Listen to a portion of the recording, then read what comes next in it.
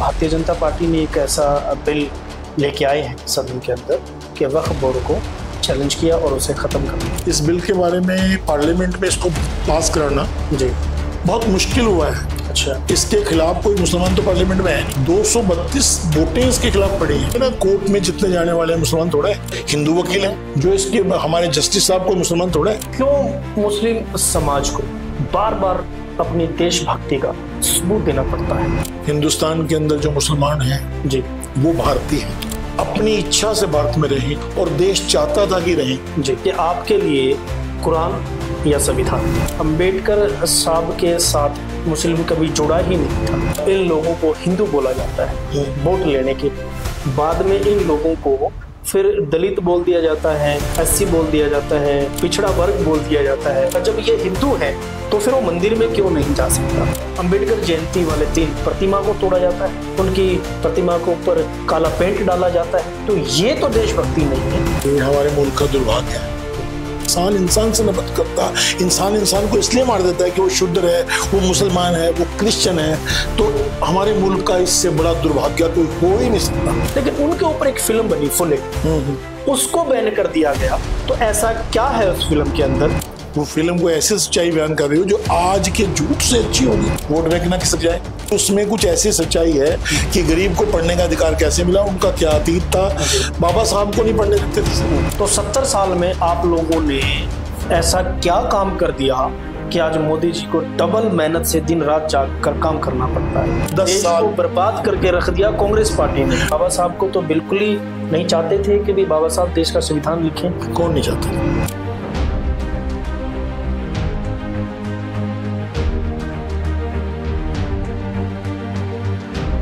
नमस्कार दोस्तों, मैं अजमेर सिंह, आप देख रहे हैं वीर भारत समाचार। और आज हमारे साथ मौजूद हैं कांग्रेस पार्टी के महासचिव चंडीगढ़ प्रदेश खान साहब। तो खान साहब से बात रहेगी, जैसे कि अब वक्फ बोर्ड को लेकर पूरे देश के अंदर चर्चा चल रही है और कुछ ऐसे मुद्दे रहेंगे जो मुस्लिम समाज से जुड़े हुए हैं और देश की राजनीति से जुड़े हुए हैं, और चंडीगढ़ के कुछ मुद्दे रहेंगे खान साहब के साथ। तो सर नमस्कार जी। तो सर पहले आप अपना नाम बताइए और क्या डेजिग्नेशन है और कांग्रेस पार्टी में कितने वर्षों से आप काम कर रहे हैं? कांग्रेस पार्टी में मुझे तकरीबन 5-6 साल हो गए काम करते हुए जी, विचारधारा के हिसाब से जी। और मैं इस टाइम महासचिव हूँ जी और मीडिया पैनलिस्ट भी हूँ जी, चंडीगढ़ प्रदेश कांग्रेस का। ठीक। सर ये जो वक्फ बोर्ड का जो आजकल सिस्टम चला हुआ, भारतीय जनता पार्टी ने एक ऐसा बिल लेके आए हैं सदन के अंदर कि वक्फ बोर्ड को चैलेंज किया और उसे खत्म करने की जो चर्चाएं चल रही हैं या बातचीत चल रही है, अब इसके ऊपर पूरा मुस्लिम समाज एक तरफ अपने आप को देखता है इस देश के अंदर। नहीं, मुस्लिम समाज को एक तरफ नहीं देख रहा है, इसको पूरा हिंदुस्तान एक तरफ देख रहा है। अच्छा, इस बिल के बारे में पार्लियामेंट में इसको पास कराना जी बहुत मुश्किल हुआ है। अच्छा, इसके खिलाफ कोई मुसलमान तो पार्लियामेंट में है नहीं। हाँ जी। 232 वोटें इसके खिलाफ पड़ी हैं। अच्छा, 98 वोट राज्यसभा में पड़ी है। तो मुसलमान थोड़ा है उनमें कोई। जी। तो ऐसा नहीं है कि इसमें मुसलमान इसके खिलाफ है। हिंदुस्तान की जो आवाम वो नहीं चाहती इस किस्म के बिल आए जिसका कोई मतलब ना हो, जिसका कोई मतलब। मैं समझता हूँ कि ये एक बिल आया था, पास भी करा लिया इन्होंने, लेकिन सुप्रीम कोर्ट ने ही इस पे प्रश्न चिन्ह लगा दिया। ठीक है, इतना बड़ा प्रश्न चिन्ह लगा लिया कि आज पार्टी सोच रही है कि हम बिल लाए थे क्यों। ठीक है, आज बहुत से कंप्रोमाइज करने को तैयार होंगे मेरे ख्याल से जी, क्योंकि ये बिल एक बेतुका बिल था। ठीक है, नंबर के हिसाब से पास हो गया जी, लेकिन हिंदुस्तान की जो आवाम है जी, वो इसको बर्दाश्त नहीं कर रही। अब आप देखिए ना, कोर्ट में जितने जाने वाले मुसलमान थोड़े हैं, जी, हिंदू संगठन, हाँ जी, हिंदू वकील हैं हाँ जी, जो इसके हमारे जस्टिस साहब को मुसलमान थोड़े हैं, नहीं, भारत के चीफ जस्टिस हैं जितने उस बोर्ड के मेंबर हैं। ऐसा कुछ नहीं है कि ये मुसलमानों के खिलाफ है। ये बिल जो लेकर आए थे ये बेतुका बिल था, इसलिए ये उसको ले तो आए, पास भी करवा लिया, लेकिन अब कितना मुश्किल हो रहा है इनके लिए, इसका जवाब तो ये बेहतर दे सकते हैं और आने वाले वक्त में देंगे। अच्छा, तो क्यों मुस्लिम समाज को बार बार अपनी देशभक्ति का सबूत देना पड़ता है कि इस देश के अंदर मुस्लिम पाकिस्तान चला जाए? ऐसे नारे लगते हैं, ऐसी बातें उठती हैं, तो क्यों मुस्लिम समाज का देशभक्ति को मापने की कोशिश की जाती समय समय के ऊपर? ऐसा क्यों होता है? सियासत का जी गुमराह करने का एक ढंग है। ठीक है। हिंदुस्तान के अंदर जो मुसलमान हैं जी वो भारतीय हैं, हाँ जी वो ना कहीं गया था हाँ जी ना कहीं से आया। बड़ी स्पष्ट बात है, हाँ जी अपनी इच्छा से भारत में रहे हाँ जी और देश चाहता था कि रहे। जी बंटवारे के बाद जो मुसलमान यहाँ रहे वो अपनी इच्छा से रहे। हाँ जी असल में तो वो देश के नागरिक वही है जो अपनी मर्जी से रहे। बिल्कुल सही है। तो इसलिए ये सियासी तामझाम है जी जिसको लेकर सरकारें वोट लेने के चक्कर में जी लोगों को गुमराह कर रही हैं, जी जबकि सब जानते हैं कि ऐसा कुछ नहीं है। जी मुसलमान आज तक बता दो उन्होंने कब कोई ऐसा गलत काम किया जो देश के खिलाफ? ठीक है। कब किसी मंदिर के सामने वो तांडव करते हैं? हाँ सही। कब कोई ऐसा काम करते हैं जिससे किसी की धर्म की आस्था को नुकसान होता हो? ठीक है। कभी किसी धर्म पे कोई टिप्पणी करते हो? जी कभी करते हो तो मुझे बता दीजिए, मैं आपसे पूछता हूँ। ठीक है। तो ये सिर्फ एक सियासी जुमला है जी और मैं ये समझता हूँ कि कब तक चलेगा इसका अंत हो चुका है। ठीक है। आने वाले वक्त में इनके सारे जुमले खत्म हो चुके हैं। पहले राम मंदिर का जुमला था, वो ठंडे बस्ते में चला गया। जी चलो, जो भी कोर्ट ने फैसला किया मुसलमानों वो भी माना। ठीक है। इतनी बड़ी पॉपुलेशन ने अगर इस बात को मान लिया, जबकि कोर्ट ने अपना जो फैसला दिया है वो तो कोई बताता ही नहीं है। कोर्ट ने तो स्पष्ट फैसला दिया है। जी मैं उसे बार बार बखान करूं वो जायज नहीं है। जायज। कोर्ट ने जो फैसला दिया है वो ये दिया ही नहीं कि वहां पर कोई कभी मंदिर था। ठीक है। तो इसलिए ये लोगों को, हम तो ये चाहते हैं कि अगर वो वहां मंदिर बन भी गया, चलो वहां नहीं बना कहीं और बना है, हाँ। लेकिन मुल्क में तो शांति है। हाँ, मुल्क में शांति होनी चाहिए। फिर भी अगर शांति नहीं है तो फिर उसको हम क्या कर सकते हैं? ठीक है।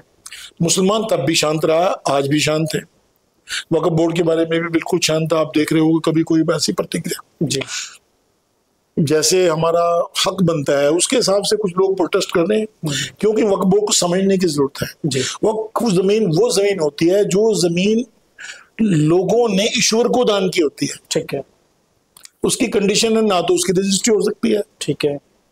वो हमेशा उसका जो कमाई का पैसा होगा वो उन्हीं जगह पे काम होगा जो उस समाज की जरूरतों के लिए। ठीक है। स्कूल लगा लीजिए, मदरसे लगा लीजिए, कोई यतीम खाने लगा लीजिए, क्योंकि उस जमीन की ना रजिस्ट्री हो सकती ना उस पर कोई कब्जा कर सकता है। सरकार उसको किसी तरीके से अपने उसमें लेकर उसका मिसयूज करना चाहती है और कोई बात नहीं। ठीक है। तो देशभक्ति, जैसे मैं बात कर रहा था, देशभक्ति का क्यों एक से बोला जाता है कि आप एक छोटी सी बात पूछी जाती है कि आपके लिए कुरान या संविधान? ये बार बार सवाल पूछते हैं। हाँ। कुरान अपनी जगह है, हाँ। संविधान अपनी जगह है। ठीक है। संविधान को मानने वाला भारतीय है, कुरान को मानने वाला वो मेरी धार्मिक आस्था है। ठीक है। लेकिन हमारा संविधान इस बात का अधिकार देता है कि किसी के भी धार्मिक फंडे में किसी को भी घुसने की इजाजत नहीं है। ठीक है। इस मुल्क में सबको अपने हिसाब से अपना दीन मानने की इजाजत है, अपने हिसाब से पूजा करने की इजाजत है, अपने हिसाब से लिबास पहनने की, सब कुछ संविधान ने दे रखा हमें। तो उसको छोड़कर तो हम मुसलमान भी इस हिंदुस्तान में कहने के लिए प्रॉब्लम हो जाएगी। हाँ। जो पैदा हो रही है। बिल्कुल। तो संविधान ने हमें अधिकार दिया कि कुरान को भी माने और संविधान को माने। ठीक है। तो बाबा साहब का, जैसे हम संविधान की बात कर रहे हैं, तो बाबा साहब को भी बार देखा हमने दिल्ली के अंदर के खास करके मुस्लिम समाज ने बहुत जोरों शोरों से अम्बेडकर जयंती का जो ये पाक पवित्र जो त्योहार है ये मनाया है। तो अभी लोग ये कहते हैं कि अम्बेडकर साहब के साथ मुस्लिम कभी जुड़ा ही नहीं था। तो आप क्या समझते हो? तो जो मुसलमान संविधान से जुड़ा है उनके साथ क्यों नहीं जुड़ा? शुरू से जुड़ा हुआ। ठीक है। जिस संविधान के अंदर हम कसम खाते हैं, जिस संविधान के अंदर हमें सब कुछ मिलता है, हम उससे जुड़े हुए हैं। कौन कहता नहीं जुड़े हुए? अभी आपने कहा था कि बाबा साहब को नहीं मानते। आप इंडिया गेट पे चले जाएंगे। जी ठीक है। बहुत दूर जाने की जरूरत नहीं। जी। स्तंभ हमारी याददाश्त है। जी। उस पे कितने % मुसलमानों के नाम लिखे हुए हैं। जी। वहां से आपको देशभक्ति का सबूत मिल जाएगा। इसका बखान करने की जरूरत नहीं है, इसे बताने की जरूरत नहीं। ठीक। तो आपका कहने का ये मतलब है कि इंडिया गेट के ऊपर जितने नाम लिखे गए हैं शहीदों के, हालांकि मरी तो प्रजा भी थी, लेकिन वो उन लोगों के नाम उसके ऊपर मेंशन हुए जिनके बारे में इतिहास में कोई नाम दर्ज हुआ उनका। तो आपके मुताबिक के मुस्लिम कैटेगरी के नाम ज्यादा है देश को आजादी कराने में? मैं इस तरफ नहीं जाना चाहता कि मुस्लिमों के ज्यादा हैं, भारतीयों के ज्यादा हैं। हाँ, भारतीयों के साथ। हाँ, हम भारतीय पहले हैं। हाँ, नाम से हिंदू, हाँ, मुस्लिम। लेकिन मैं एक एग्जांपल देना चाहता हूँ कि वहां इंडिया गेट के ऊपर जाके देखिए कितने भारतीयों के नाम लिखे हुए हैं जिनको हम बार बार मुसलमान कहते हैं, उनमें ज्यादा मुसलमान है कि कोई और है। हाँ। मैं समझता हूँ उसमें 70% के करीब जाकर मुसलमानों के नाम, मुस्लिम समाज से। तो इससे बड़ा सबूत मेरे ख्याल देशभक्ति का नहीं दिया जा सकता। और जब ये हिंदुस्तान की जो बगावत शुरू हुई थी अंग्रेजों के खिलाफ, उस टाइम हिंदुस्तान के आखिरी शासक थे बहादुर शाह जफर जी, जिनको रंगून में शायद दफन किया है। उनको यहाँ 2 गज जमीन भी नहीं मिली, वो देश के लिए ही मर गए, देश के लिए, और देश को लूट के बाहर निकले। तो इसलिए ये मुसलमानों को ये सबूत देना तो सियासत का एक हिस्सा है। जो लोग इस देश को, गंगा जमनी तहजीब को नुकसान पहुंचाने में लगे हैं, वो हिंदू मुसलमान की बात करते हैं। नहीं तो हिंदू मुसलमान की देश में कोई बात नहीं है, ना थी और ना आने वाले वक्त में मेरे ख्याल से होगी। ठीक है। अच्छा, एक चीज और मैं आपसे वो कर लूं कि एक वाल्मीकि समाज के एक दलित लड़के की घोड़ी चढ़ी थी, मंदिर में नहीं जाने दिया राजस्थान, और वो मजार पे जाके मत्था टेकता है। तो मुस्लिम समाज क्या देखता है इस चीज को? हमारे तो दरवाजे खुले हैं। अच्छा। हमारे यहाँ कोई जात है न छोटा है न बड़ा है। ठीक है। एक खुदा है, हम सब एक खुदा के बंदे हैं, जो भी आएगा उसका वेलकम है। ये सोच ही नहीं है इस्लाम की। अल्हम्दुलिल्लाह रब्बिल आलमीन यूनिवर्सल का रब है, वो मुसलमानों का रब नहीं है, फिर तो मुसलमानों को कहते हैं। हाँ, कुरान तो इंसानियत के लिए पैगाम है, उसमें ये बात ही नहीं जो आप करना चाहते हो। तो इसलिए घुड़चड़ी पे जो आया है, कोई आए वेलकम है, वेलकम। तो इससे बड़ी मैं नहीं समझता कि उसके आने से किसी को इतराज हो सकता है। ऐतराज नहीं है, बहुत अच्छी बात है ये कि देखिए जब इन लोगों को हिंदू बोला जाता है वोट लेने के लिए, बाद में इन लोगों को फिर दलित बोल दिया जाता है या एससी बोल दिया जाता है या पिछड़ा वर्ग बोल दिया जाता है, तो एक तो इनकी पहचान नहीं। नंबर दूसरा, जब ये हिंदू है तो फिर वो मंदिर में क्यों नहीं जा सकता, या वहां के लोगों को क्यों ऐसा लगा कि इसको मंदिर में नहीं जाने दिया जाता। तो अब ऐसी देखिए वाल्मीकि समाज की अगर हम बात करें तो वाल्मीकि समाज झुका नहीं, रुका नहीं और टूटा नहीं। उन्होंने मैला ठाना पसंद किया। तो अब यही चीज देखिए आप कि बाबा साहब के साथ यही हुआ, पढ़ने नहीं दिया, पानी पीने नहीं दिया, और जब उस व्यक्ति ने संविधान लिखा इस पूरे देश का, और जब पूरी समाजों को जब एक बराबर का हक दिया इस देश में रहने वाले सभी को, आज सेम अंबेडकर जयंती वाले दिन प्रतिमा को तोड़ा जाता है, उनकी प्रतिमा के ऊपर काला पेंट डाला जाता है। तो ये तो देशभक्ति नहीं है, ये हमारे मुल्क का दुर्भाग्य है। इतने महान आदमी को, जिनके मुकाबले का तालिब शुदा आदमी आज भी शायद ना हो। हाँ, सही है। ऐसे लोगों को सियासत की बलि चढ़ाने की लोग कोशिश करते हैं, ये दुर्भाग्य है। ठीक है, बस मैं इससे ज्यादा कुछ नहीं हुआ। इससे बड़ा दुर्भाग्य कोई नहीं होगा। इंसान इंसान से नफरत करे। जब इंसान इंसान की इज्जत नहीं करता, इंसान इंसान से नफरत करता, इंसान इंसान को इसलिए मार देता है कि वो शुद्र है, वो मुसलमान है, वो क्रिश्चियन है, तो हमारे मुल्क का इससे बड़ा दुर्भाग्य कोई हो ही नहीं सकता। अभी महाराष्ट्र के अंदर क्या हुआ, एक जैन मंदिर था जी, हालांकि उनका कोर्ट ने डिसीजन नहीं दिया था। हाँ जी, उसके बावजूद तोड़ दिया उसे जी। किसको फायदा पहुंचाने के लिए तोड़ा, सब जानते हैं। तो एक आदमी को फायदा पहुंचाने के लिए वो लोग वहां पर, तो इन्हीं की सरकार है ना, हाँ जी, भारतीय जनता पार्टी की है जी। तो ये दिखावा है इनका धर्म के आड़ में लोगों को गुमराह करने का। ऐसा कुछ नहीं है, ये कुछ भी कर सकते हैं सिर्फ अपने आदमियों को फायदा पहुंचाने के लिए। आज के दौर में आप देख सकते हो कि 2-3 बिजनेसमैन है, उनका बार बार नाम लेने से कुछ नहीं होता। सारे काम उन्हीं के लिए हो रहे हैं। जैसे है कि देश की सारी बागडोर, सारा सरमाया उन्हीं के पास चला जाएगा, और ऐसा मेरे हिसाब से नामुमकिन है, हो भी नहीं सकता। आने वाला वक्त इनके हाथ से छूटता जा रहा है। इनकी नीतियां ही इनको भारी पड़ेगी। हिंदुस्तान का डीएनए बहुत अच्छा है, बहुत बढ़िया डीएनए है। हिंदुस्तान के लोग बहुत अच्छे हैं। आज मुसलमानों पर विपत्ता आ रही है तो हिंदुस्तान के जो मुसलमान नहीं है, मैं इन चीजों में यकीन रखता है हिंदू मुसलमान में इतना, वो ही अदालत में गए हुए हैं। हाँ जी, वही वकील हैं सारे, और कोर्ट ने कितना बढ़िया फैसला दे दिया, बार बार ना कहूं, जिससे सरकार दुविधा में आज सोच रही है कि हमसे ये क्या हो गया, क्या, और वो बैकफुट पे है। आने वाला वक्त उन्हें पनपने नहीं देगा। ठीक है। एक चीज हो रहा है ना, अभी देखिए आप कि हम अगर बात करें महिलाओं की, तो महिलाओं को एजुकेशन का रास्ता सावित्रीबाई फुले ने खोला जी।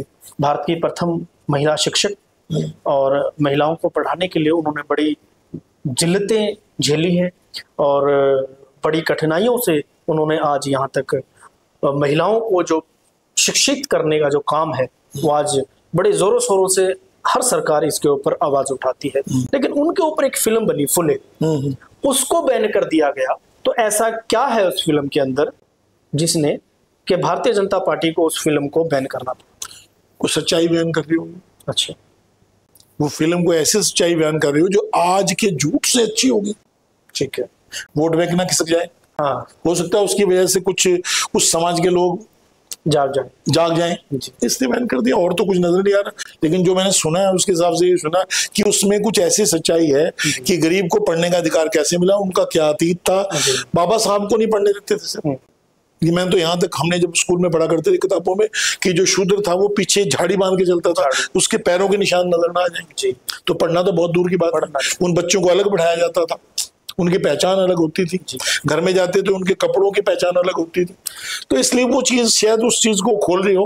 और आने वाली सियासत को, जो आज का सियासत सबको हिंदू करने के चक्कर में है, हो सकता है उनमें डिवीजन पड़ जाए, इसलिए उनको फिल्म को ना आने दिया गया। तो आपके राहुल गांधी आए हैं इस फिल्म के हक में? राहुल गांधी तो हर उस चीज के हक में है। अब मुझे आपने कांग्रेस ही बना दिया जो देश में मोहब्बत कायम कर सके। ठीक है, जो अतीत को भी लाए और आने वाले वक्त को ले। कांग्रेस अतीत से भारत को आगे लेके जाना चाहती थी जी, और चाहती है, और लेकर भी आई। उनकी जो सोच थी, तालीम, रोटी, रोजगार, अनाज, उस पे काम किया। और उस पे काम करते करते आज भारत किसी मुल्क से कम नहीं। लेकिन आज जो इस हमारी आपसी फूट ने, हिंदू मुसलमान के चक्कर ने, जाति पाति के चक्कर ने और सरकार का उसको पुश करने के चक्कर में आज मतलब हम बैकफुट पे हैं। नहीं, कुछ लोग कहते हैं कि 70 साल में तो देश को बर्बाद किया है। पहले तो 70 साल का जुमला ही गलत है। अच्छा, कैसे? अगर आप हिसाब लगाओ, उसमें 11 साल तो अभी नहीं हो गए। अच्छा, बीच में अटल जी भी हैं, बीच में भारतीय जनता पार्टी की भी, जनता पार्टी का, चलो मान लेते हैं वो आपको 70 साल दे रहे। तो 70 साल में आप लोगों ने ऐसा क्या काम कर दिया कि आज मोदी जी को डबल मेहनत से दिन रात जाग कर काम करना पड़ता है? ऐसा काम कर दिया कि वो बड़ा जहाज खरीद सकते हैं। अच्छा, पहले थोड़ा खरीद सकते थे, आज उनके पास बड़ा जहाज है, बड़ा बंगला है, सब कुछ है, बहुत बेहतरीन कपड़े, दुनिया में जा सकते हैं। नहीं, कुछ लोग कहते हैं कि जी कांग्रेस ने 70 साल में सिर्फ देश को बर्बाद किया। ये ना जुमलेबाजी से लोगों को गुमराह कर रहे हैं। अच्छा, सबको पता है कि ये भारत बनाया ही कांग्रेस ने। जब हमारे पास सुई बनाने की ताकत नहीं थी, जब नेहरू जी आए ना, हमारे पास पहली सोच थी भाखड़ा जी, जिससे आज पूरा पंजाब, पूरा हिंदुस्तान को बिजली मिल रही है जी। दूसरी सोच थी हमारी जो सबसे बेहतरीन, ये चंडीगढ़ का बनना जिसमें आप बैठे जी। जब इसका नींव पत्थर रखा, क्या विजन था उनका। आज पूरे हिंदुस्तान में चंडीगढ़ बन रहा है। हाँ, यहीं से सोच जारी है। ये ऐसी कंट्रियां, मोहाली, पंचकुला बढ़ता चला जा रहा है। थोड़े दिन में आने वाला देखना कि हम पटियाला शटियाला के साथ लगे होंगे। चंडीगढ़ की देन है, नेहरू जी की देन है जी। तो अगर यूं जुमलेबाजी करते रहो किसी के बारे में, उनके पास तो, अगर आप नेहरू जी के पास के अलावा कुछ है ही नहीं। जो किया नेहरू जी ने किया, जो किया नेहरू जी ने किया, वो बताते ही नेहरू जी ने क्या किया। तो इस देश किया क्या है नेहरू जी ने? पता नहीं, उन्हें पता होगा। नहीं, कुछ तो किया होगा नेहरू जी ने, कि जैसे कि आज कहते हैं जी नेहरू जी ने ये कर दिया, राजीव गांधी जी ने ये कर नेहरू जी ने ये कर दिया, 9-10 साल को बर्बाद करके रख दिया कांग्रेस पार्टी ने। नेहरू जी ने इस देश को आजाद कराने के लिए, नेहरू जी ने, उनके परिवार ने, हमारे हिंदुस्तान के बहुत से नेताओं ने जो कांग्रेस विचार है, गांधी जी ने अपना बहुत सा जीवन जेल में दे दिया। ठीक है, एक बैरिस्टर ने, एक इंतहा पैसे वाले इंसान ने अपना जीवन जेल में बिता दिया। ये दिया है, और इस मुल्क को आजाद कराकर इसको एक संविधान दे दिया, जिसमें उन्होंने सोचा था, ये संविधान अभी नहीं बना, इसकी नींव पत्थर तो आजादी से पहले रखी गई थी कि हम एक सेकुलर देश बनाएंगे जिसमें सबको अधिकार होगा, जिसको बोलने का अधिकार होगा, चलने का अधिकार होगा, खाने का अधिकार। तो बाबा साहब को तो बिल्कुल ही नहीं चाहते थे कि भी बाबा साहब देश का संविधान लिखें। कौन नहीं चाहता था? कांग्रेस पार्टी नहीं चाहती थी। नहीं, ऐसा नहीं, कांग्रेस ने तो मौका दिया, कौन कहता नहीं चाहते थे। अच्छा, कहाँ आपने देखा है कांग्रेस ने? कांग्रेस ने तो चेयरमैन बनाया उसे। कांग्रेस क्यों नहीं चाहेगी इतने बड़े तालीमशुदा आदमी को कि वो देश का संविधान लिखे? उस वक्त हमारे पास इतना तालीमशुदा आदमी ही नहीं था, और ऐसा बेहतरीन लिखती संविधान हमें बाबा जी ने दिया है जिसको छेड़ना ही नामुमकिन है। आज छेड़ नहीं पाएंगे उसको। उसमें अमेंडमेंट हो सकती है कुछ, आप उसमें अच्छाई के लिए कुछ जोड़ सकते हो, लेकिन अगर कुछ सोचे इसको बदला जा सकता है, सपना है इस मुल्क को चलाने के लिए। भारतीय जनता पार्टी के तो नेता बोल रहे हैं कि अगर हमारे पास 400 पार सीटें आ जाती तो हम संविधान बदल देते। सपने लेते हैं, खुल के तो कभी नहीं बोलते। नहीं, खुल के बोला है राजस्थान के मंत्री ने। बहुत से छुटभैये होते हैं, कुछ भी बोल देते हैं। अच्छा। जब तक प्रधानमंत्री जी नहीं बोलता, होम मिनिस्टर जी नहीं बोलता, घर में खिचड़ी पकाते रहिए आप। अच्छा, खुल के बोलिए ना, 2 दिन में पता लग जाएगा क्या बोल रहे हो। संविधान को छेड़छाड़ करना इतना आसान नहीं है। इस दिल दिमाग और फेफड़े होते हैं जीने के लिए, ऐसे हिंदुस्तान को चलाने के लिए संविधान। इसके बिना ना दिल बचेगा, ना फेफड़े, ना दिमाग। ठीक है। तो इसलिए संविधान से छेड़छाड़, संविधान इस देश की ऑक्सीजन। मैंने कहा ना, आदमी के जीवन के लिए 3 चीजें बहुत अहम है, फेफड़े, दिल और दिमाग। इनमें से एक भी फेल हो जाए तो आदमी मर खत्म। तो ये जो हमारा संविधान है, ये हिंदुस्तान का दिल, दिमाग और फेफड़े है। इससे छेड़छाड़ नहीं की जा सकती। अगर इस मुल्क की एकता को एक रखना है, इस मुल्क को आगे लेके जाना है, तो इससे छेड़छाड़ नहीं हो सकती। और आज तक किसी बड़े लीडर ने कभी पार्लियामेंट में इस शब्द का इस्तेमाल भी नहीं किया था। अच्छा, एक चीज और चल रही है। अभी पीछे हफ्ते पहले, 15 दिन पहले एक बैठक हुई है राजस्थान के अंदर कि 1 कंट्री 1 इलेक्शन।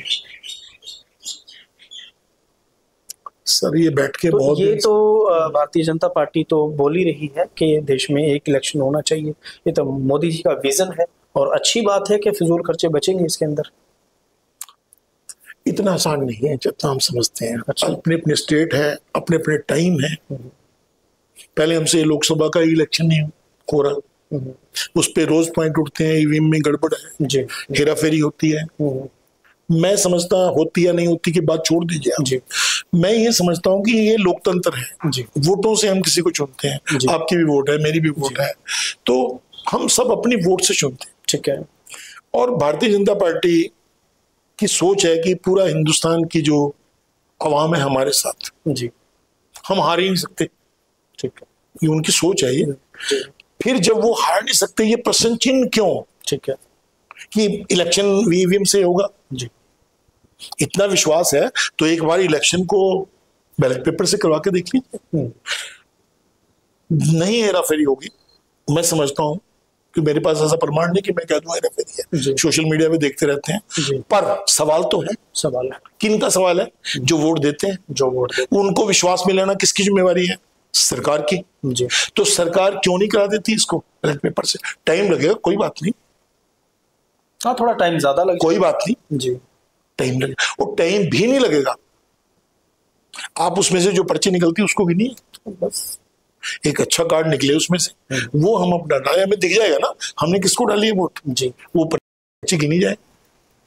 तो ये सरकार की जिम्मेवारी है हमारे विश्वास को पैदा करता। लोकतंत्र वोट पे आधारित है।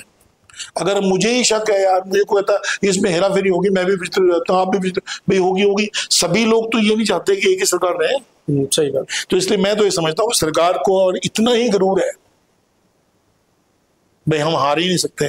तो इस बात पे भी उनको अपना सीना 56 इंच का करके दिखाना चाहिए कि हम इसको इलेक्शन को उससे कराएंगे। ठीक है, बाकी तो छोड़िए आप, 1 नेशन 1 इलेक्शन को छोड़ दिए, पहले लोग सभा का जो इलेक्शन है उसको ही आप वोट से करवा के देख लीजिए ना, आपके पता तो लगे दुनिया क्या चाहती है। तो इसलिए मैं तो चाहूंगा कि इसमें ये इलेक्शन, वोटों का जो इलेक्शन है वो बैलेट पेपर पर ही होना चाहिए, ताकि मुझे भी यकीन हो और सरकार को पता लगे कि मैं चुना गया। ठीक है, ये थे हमारे साथ खान साहब, कांग्रेस पार्टी प्रदेश महासचिव, जिन्होंने बताया कि वक्फ बोर्ड भारतीय जनता पार्टी जो बिल लेके आई है, पास कराना और लागू करना ये दोनों अलग बात है। लागू होगा नहीं होगा वो बात की बात है। कुछ चर्चाएं इलेक्शनों के लिए, कुछ चर्चाएं मुस्लिम समाज के लिए, कुछ चर्चाएं मानवता के लिए। और सबसे बड़ी बात कही कि बाबा साहब लोग कहते हैं कि मुस्लिम समाज के लिए कुरान ज़रूरी है या बाबा साहब।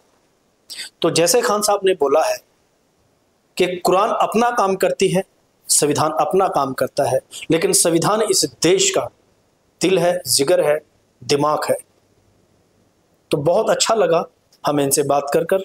तो मैं अजमेर सिंह, वीर भारत समाचार से, नमस्कार।